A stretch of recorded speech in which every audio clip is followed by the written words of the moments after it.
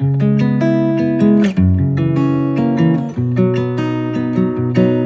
me start off with Matthew chapter 23, 37 to 39, where Jesus says right before his crucifixion, about a week beforehand or so, here's what he says to them. "O Jerusalem, Jerusalem, the one who kills the prophets and stones those who are sent to her. How often I wanted to gather your children together. How often I wanted to gather your children together." First thing that we should be thinking is, what do you mean how often? You've only been to Israel 3 or 4 times in your ministry. What do you mean how often? Because he pre-existed, and I'll demonstrate and show how.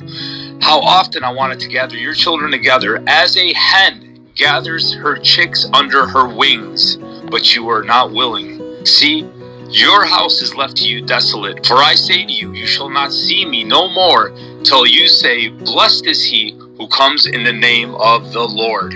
Now, to the next Bible verse I'm going to go to. I'm going to go to several in the New Testament. The next Bible verse I'm going to go to is Jude chapter 1, verse 4 and 5. "For certain persons have crept in unnoticed, those who were long beforehand marked out for this condemnation, ungodly persons who turn the grace of our God into licentiousness and deny our only Master and Lord Jesus Christ." Notice, they're denying our only Master and Lord Jesus Christ. Verse 5. "Now I desire to remind you, though you know all things once for all, that the Lord, after saving a people out of the land of Egypt, subsequently destroyed those who did not believe." Notice what he did. And notice who the Lord in this context is. It's our only Master and Lord Jesus Christ. And the Lord, this is the Lord's half-brother, that the Lord, after saving a people out of the land of Egypt, subsequently destroyed those who did not believe. Now, I'm going to go back to the New King James, and here's what I'm going to do now. The Lord saved them. In order for the Lord to be saving them, he must have been pre-existent in the Old Testament. Well, let's find out. And notice who's the one who's destroying the Israelites who brought them up out of Egypt. The Lord did that, according to Jude. Well, with that understanding, let's do this. Let's go to 1 Corinthians chapter 10. We're going to read 1 through 4.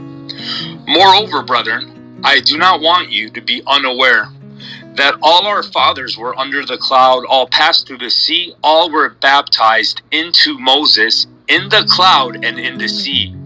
All ate the same spiritual food, and all drank the same spiritual drink, for they drank of that spiritual rock that followed them, and that rock was Christ."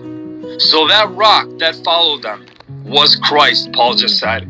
A few verses later, 9 to 11 it says, or 8 to 11 says, "Nor let us commit sexual immorality as some of them did, and in one day 23,000 fell. Nor let us tempt Christ, as some of them also tempted and were destroyed by the serpents." Notice, don't tempt Christ as some of them did. Well, how was Christ tempted in the old? Well, because he was existing in the Hebrew scriptures. That's why. That's Paul's point.